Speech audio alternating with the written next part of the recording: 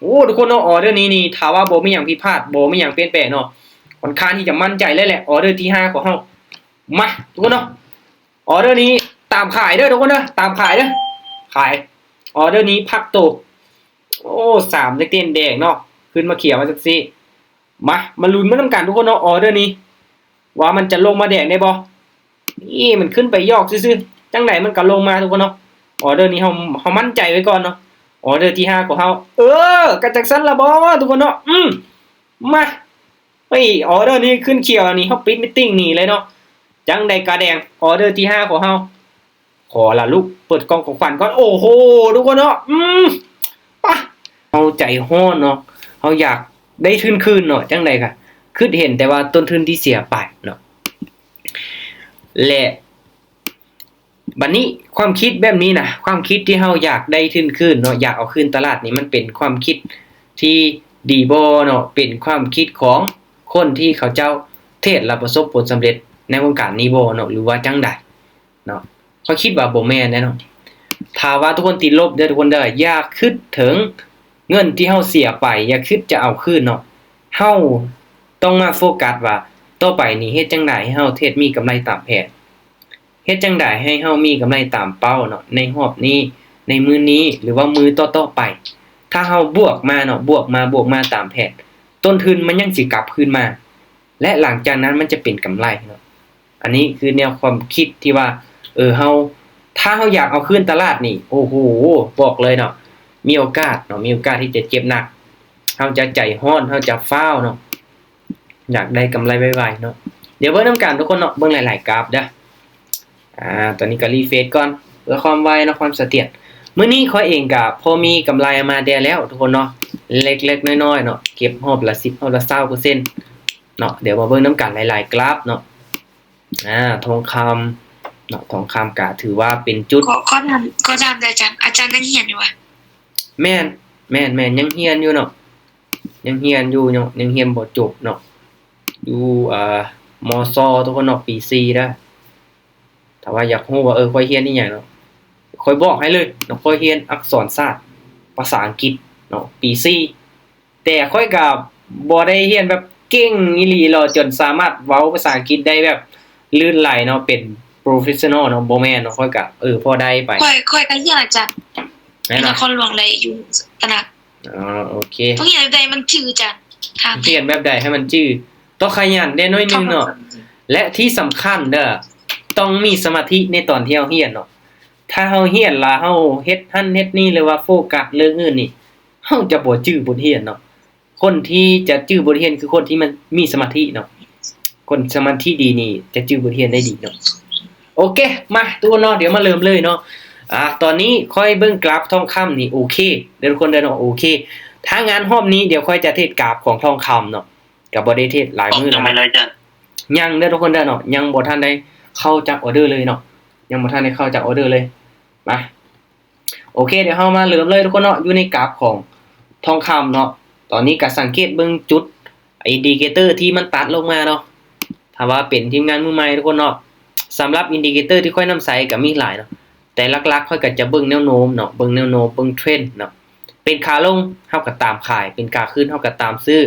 แล้วก็เบิ่งตาม MACD เนาะ Moving Average Duo เนาะมาเดี๋ยวมาเบิ่งนำกันหลักๆกับบริหารต้นทุนนี่แหละทุกคนเนาะบางคนนี่เทรดอัตราชนะน้อยเสียกว่าไม้เสียนี่หลายกว่าไม้วินเนาะแต่ว่าสุดท้ายก็มีกำไรเนาะย้อนว่าหยังย้อนว่าต้นทุนซวยไว้เนาะ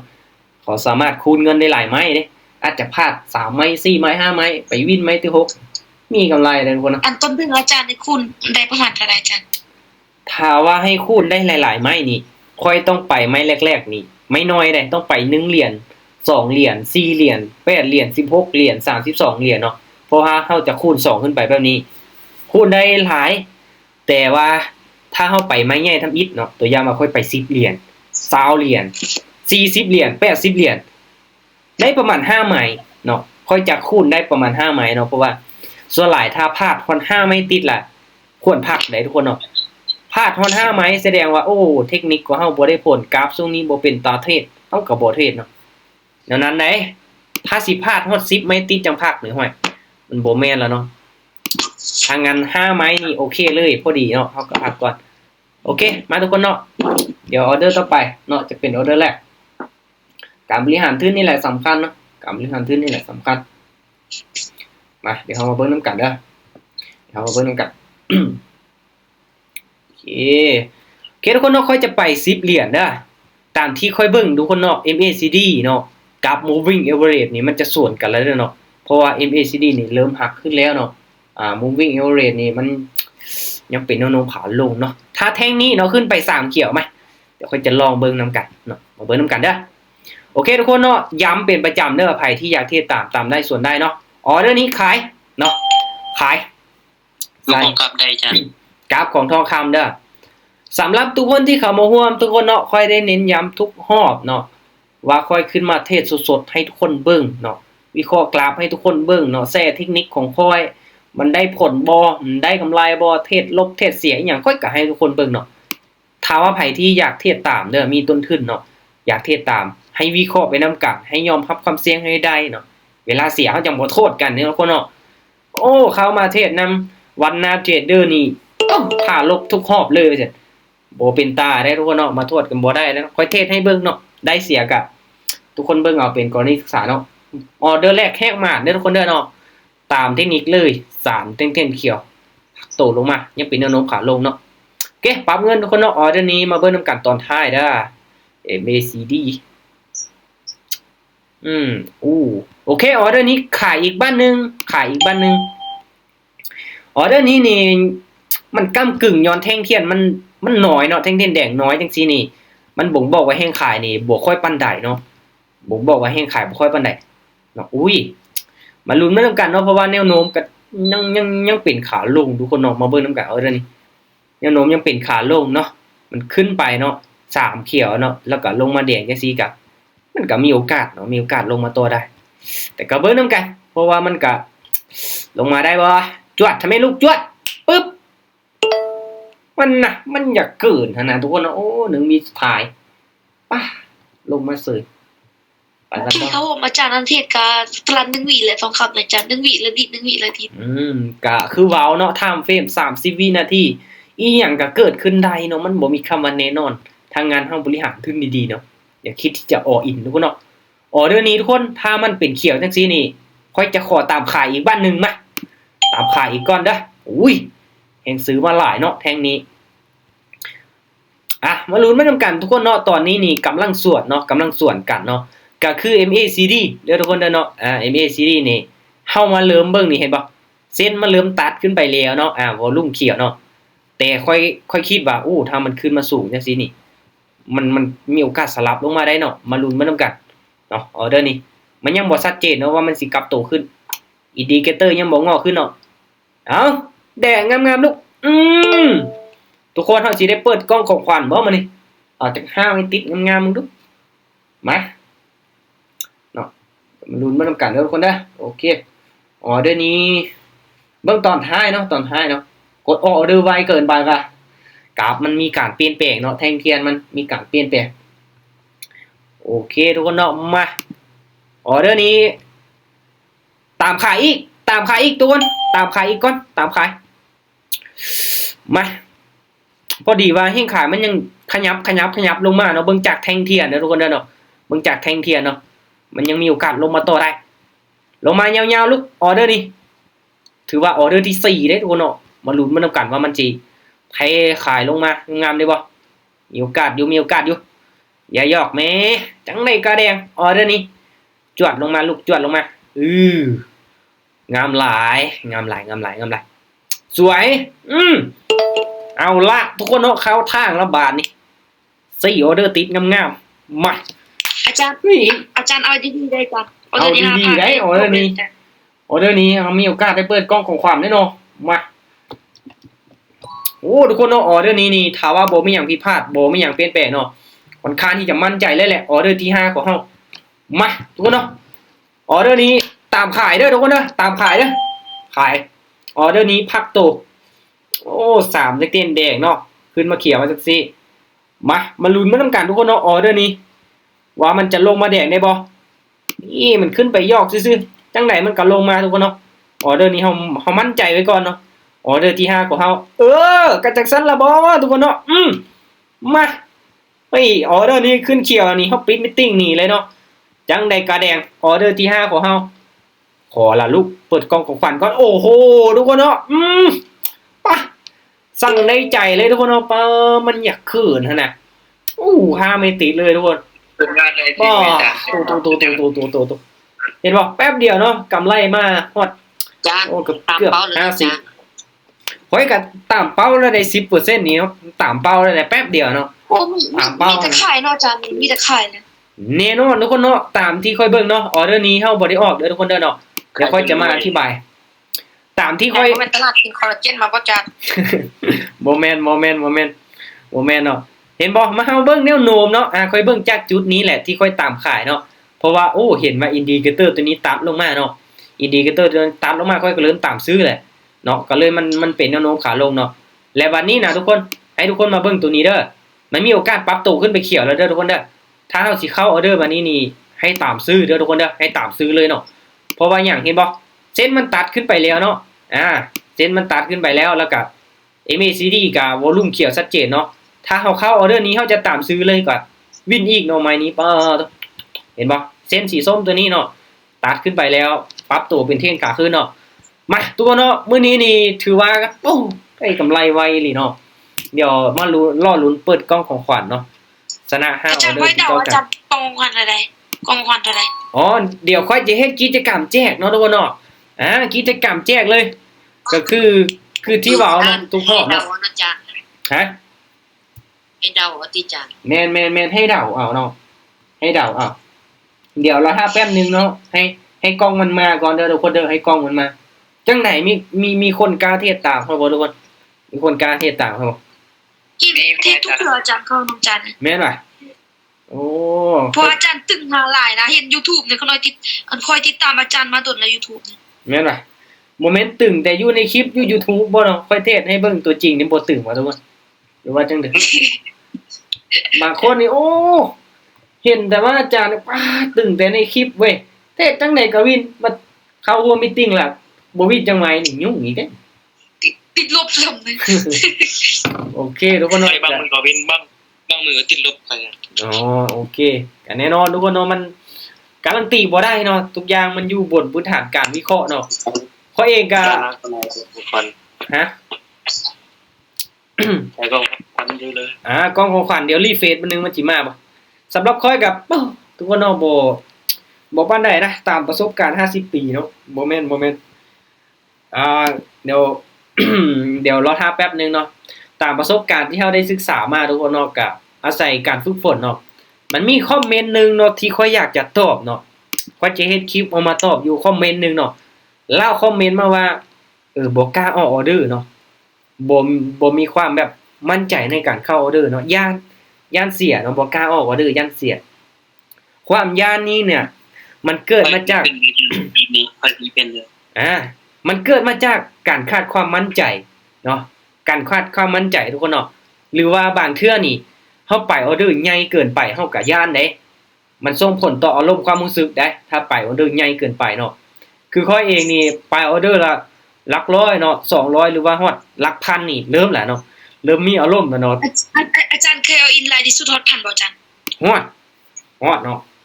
ฮอดพันฮอด ค่อยคือกันเลยอาจารย์แบบออกออเดอร์เลยบ่กล้าเบิ่งโทรศัพท์นะปิดโทรศัพท์เบิ่งนะ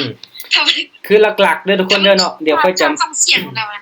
เดี๋ยวค่อยจะมาแนะนำว่าเฮ็ดจังได๋เฮาจังเป็นคนที่กล้าออกออเดอร์เนาะเฮาจังบ่ย้านเนาะเฮาจังมีความมั่นใจเนาะสำคัญเด้อทุกคนเด้อเนาะการฝึกฝนการฝึกเทรดเงินเดโมของทุกคนเนาะเงินเดโมเงินทดลองไผๆก็มีเนาะไผๆก็มีแต่ที่สำคัญนี่ให้ฝึกเป็นประจำเนาะมันบ่ต่างหยังกับการที่เฮาจะไปแข่งกีฬานะทุกคนถ้าเฮาขาดการซ้อมขาดการฝึกฝนเป็นประจำนี่ความมั่นใจของเฮานี่หลุดหวบเลยเนาะเฮาจะบ่มีความมั่นใจเลยการเทรดคือกันทุกคนเป็นหยังเห็นค่อยเทรดละค่อยคือมีความมั่นใจในการกดเข้าออเดอร์ในการวิเคราะห์เนาะค่อยเทรดทุกมื้อเนาะเทรดมาหลายปีแล้วเบิ่งกราฟทุกมือเบิ่งแท่งเทียนทุกมือเนาะมันเฮ็ดให้ความมั่นใจมันเพิ่มขึ้นแถมบัดนี้เด้อทุกคนเด้อค่อยมีต้นทุนหลายเนาะค่อยมีงบหลักพันเนาะ 1,000 2,000 4,000 5,000 ค่อยมาเทศนี่งบน้อยๆเนาะไปไม่ละ5เหรียญ10เหรียญมันซิ่วแล้วนะเนาะคือแบบว่าเฮามีเงินแบบจักหมื่นเหรียญนะทุกคนมากดออกไม่ละ1เหรียญ2เหรียญมันเสียมันก็บ่ได้ส่งผลกระทบอีหยังแม่นบ่เงินที่เฮาเทศมันก็เป็นเงินเย็นเนาะมันเสียแล้วมันแบบชิวๆหั่นน่ะเนาะอันนี้แหละเฮ็ดให้เฮาบ่กังวลเกินไปคือทุกคนเทศเงินเดโมเนาะ คันงบประมาณหลายปุ๋ยแม่นอยู่อาจารย์งบหลาย แม่นคือทุกคนเทรดเงินเดโมนี่ทุกคนซิ่วได้ทุกคนเทรดวินอีกเพราะว่าเฮาบ่กังวลเนาะเฮาบ่ย้านว่ามันสิได้หรือว่ามันสิเสียมันบ่ได้ส่งผลกระทบอีหยังต่อเฮาแม่นบ่เงินเดโมเฮาก็เทรดซิ่วๆเลยสิอออินไปฮอดหมื่นฮอดพันฮอดแสนก็ได้เนาะแต่เวลาเทรดเงินจริงนี่เนาะขนาด1เหรียญยังหัวใจเต้นตึบๆๆๆเลยเนาะแท้ได้ แม่นอาจารย์เฮาแม่นอาจารย์เวลาออกออเดอร์เป้าใจตึกตุกๆๆๆนี่ นี่แหละเนาะหลักๆทุกคนเนาะก็ลองฝึกเทศเบิ่งเนาะว่าทุกคนเทศมีอัตราการชนะหลายส่ำใดแล้วเนาะ100ไม้นี่ทุกคนลองนับเบิ่งว่าทุกคนชนะนี่จักไม้เนาะเสียจักไม้แต่ละมื้อก็แบ่งเวลาให้ตัวเองเนาะ อาจารย์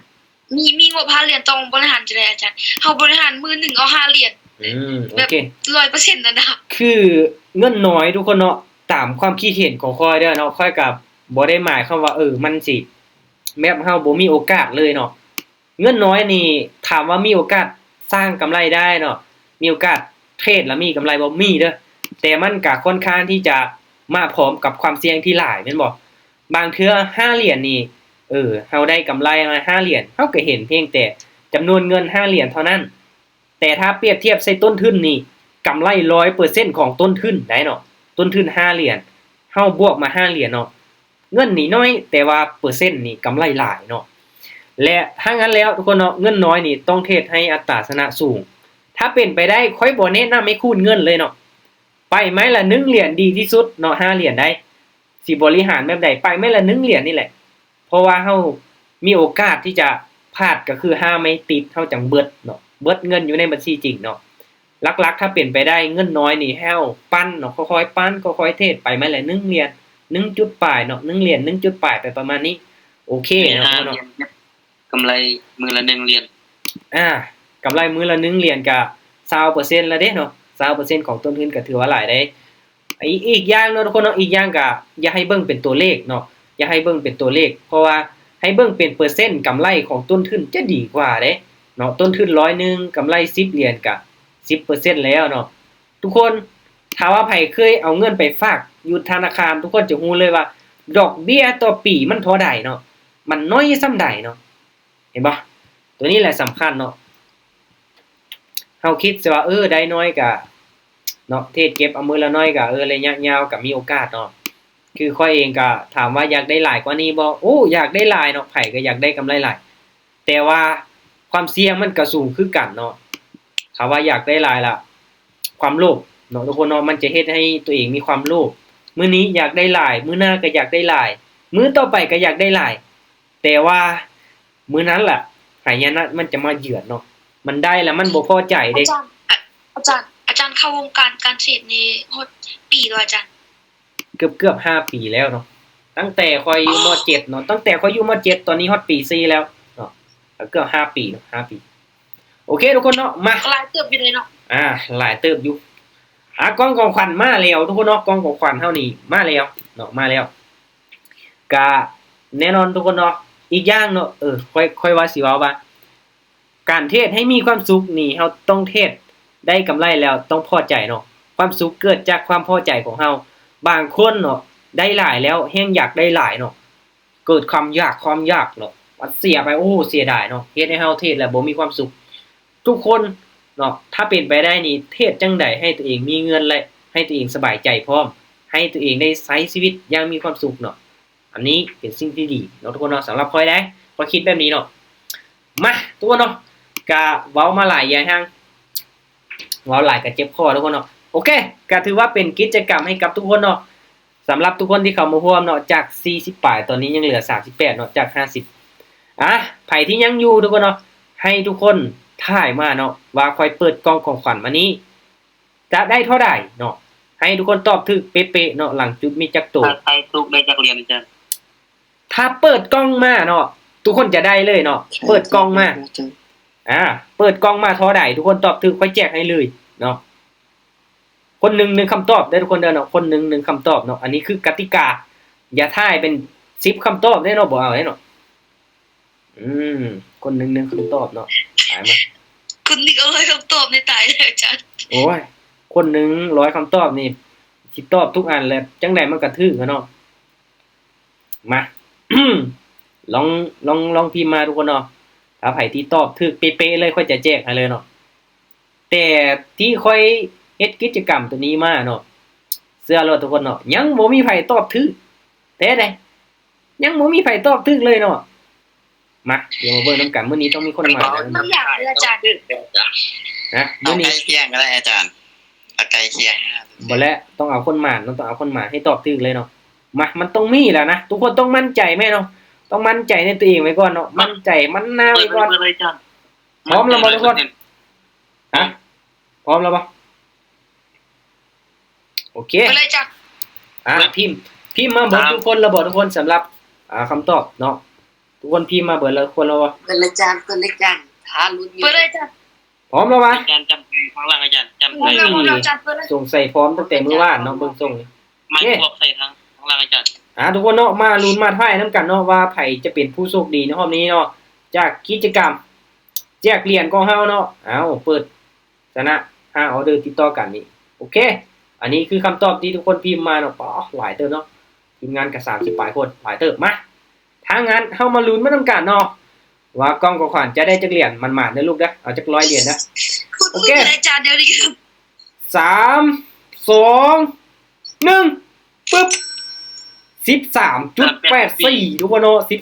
13.84บาทนี้เดี๋ยวมาเบิ่งผู้โชคดีมีบ่โอ้มีบ่ จานมีแต่ 3.84 13.8 บ่มาเลยผิดไปตัวหนึง ไผ่พิมพ์อีกนี่อาจารย์ จานมีคนพิมพ์อีกจาน บ่ได้แหละคำตอบมันออกมาเลย พิมพ์ช้านี่บ่เอาเด้ทุกคนเนาะเลขออกแล้วไปซื้อนี่บ่มีคนขายได้แม่น มัน เนาะ มีคนพิมพ์อีกคำทอง พิมพ์ช้านี่บ่ได้เด้ทุกคนเนาะ เมื่อกี้นี้ คำตอบตัวเลขออกแล้วไปพิมพ์คำตอบนี่บ่เอาได้ทุกคนเนาะโอเคทุกคนเนาะแสดงว่าบ่มานะโอ้ทุกคนนี่ซื้อเลข6ตัวนี่บ่ถูกแล้วซื้อเลข6ตัวนี่บ่ถูกแล้วเนาะก็คือว่าทุกคนเนาะเฮามันบ่มาเนาะอาศัยดวงบ่ได้ต้องอาศัยความสามารถเฮามันบ่มา เอามันบ่มีวาสนา เฮามันบ่มีวาสนาโอเคทุกคนเนาะโอเคก็จังซี่แหละเนาะโอเคก็ถือว่างามๆทุกคนเนาะมื้อนี้ก็ถือว่าบ่ผิดหวังเนาะจัดหนักจัดเต็มโอเคทุกคนเนาะเวลาก็พอดีเลยเนาะก็จังซี่แหละเนาะการเทรดมันก็มีได้มีเสียเนาะให้ทุกคนศึกษามันดีๆคือมื้อนี้เฮาก็มีกำไรตามเป้าเฮาก็พักก่อนเนาะบ่ต้องโลภหลายเนาะค่อยๆเก็บเอาฮอบละน้อยเนาะตามความรู้ความสามารถของเฮาก่อนข้อยเองก็บวกมาประมาณเกือบ50เหรียญเนาะประมาณ40ปลายเหรียญน้อยนึงกับประมาณ 10% ของต้นทุน444เนาะรอบนี้ก็โอเคละเนาะอีกอย่างกับรักษาวินัยกับตนเองเนาะบ่โลภทุกคนเนาะบ่โลภถ้าคนที่โลภนี่อยู่ในวงการนี้บ่ดนเนาะเชื่อเนาะแท้ทุกคนเนาะอันนี้คือประสบการณ์ค่อยอยู่มา 4-5 ปีเนาะอย่าโลภเนาะถ้าว่าอยากอยู่ดนล่ะอย่าโลภถ้าโลภล่ะแป๊บเดียวเลิกลาวงการโอเคทุกคนเนาะตั้งใจศึกษาให้ฮู้เด้อเนาะฝากติดตามทุกๆช่องทาง Facebook YouTube TikTok เนาะฝากไปกดไลค์กดแชร์กดติดตามให้แน่เนาะเดี๋ยวจะมีกิจกรรมแจกมีกิจกรรมแจกเนาะอยากแจกอยู่เนาะแต่ว่าทุกคนตอบบ่ถูกมื้อนี้กะโอเคเอาไว้เป็นมื้อหน้าทุกคนเนาะเป็นมื้ออื่นเด้ออาจจะเป็นโมง9โมงเดิมเนาะ21:30นเนาะเข้ามาร่วมศึกษาร่วมมีข้อกราบม่วนๆนำกันได้เนาะมีตติ้งค่อยนี่ม่วนแน่นอนเนาะถ้าได้เข้ามาร่วมนี่ม่วนแน่นอนเนาะบ่ได้ก็ม่วนได้ก็ม่วนเนาะโอเคเอาไว้มื้อหน้าทุกคนเนาะบ๊ายบายเด้อตั้งใจศึกษาเจอกันใหม่รอบต่อไปมาเนาะฝันดีมื้อนี้โอ้กำไรงามๆกำไรงามๆเนาะเฮาพอใจละเนาะเฮาจะมีความสุขทุกคนเนาะถ้าเฮาบ่มีความพอใจเนาะมีแต่ความอยากอย่างเดียวเนาะมีแต่ความโลภอย่างเดียวเฮาจะบ่มีความสุขเนาะโอเคเอาบ๊ายบายทุกคนเนาะบ๊ายบาย